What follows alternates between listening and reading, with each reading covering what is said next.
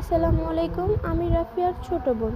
আপনাদের মাঝে আজকে ছোট্ট একটি ব্লগ ভিডিও নিয়ে আসলাম। আপনারা অনেকেই জানতে চেয়েছেন আমাদের বাসাটা মূলত কোথায়। আজকে এই ব্লগটির মাধ্যমে আপনাদের সব প্রশ্নের উত্তর দিয়ে দেব। আমাদের বাসা হচ্ছে চাঁদপুরে। আমরা থাকি মেন চাঁদপুরে, আর আমাদের গ্রামেও একটি বাসা আছে।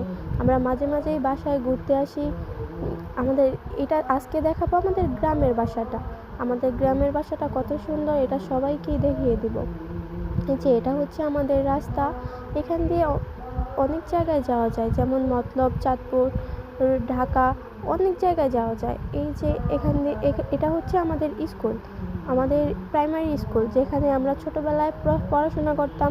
এখন আমাদের পরের প্রজন্মরা পড়াশোনা করবে। তো আপনারা সবাই জানেন যে চাঁদপুর শহর গ্রামগুলা যে কত সুন্দর, কত মনোরম পরিবেশ হয়ে থাকে। এগুলোই আজকে আপনাদের মাঝে দেখাবো। এই যে দেখতে পাচ্ছেন স্কুলের মাঠ, এখানে ছেলেরা প্রতিনিয়তই ফুটবল খেলে, ওদের বিকেলটাই কাটে এখানে।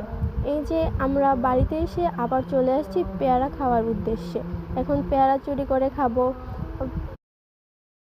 যাই হোক, এখানেই আমার ব্লগটি শেষ করলাম। আর আপনারা সবাই বলে যাবেন যে চাঁদপুর কিসের জন্য বিখ্যাত, আর সবাই চাঁদপুরে এসে বেড়া যাবেন, আমাদের লাইক করবেন, সাপোর্ট করবেন।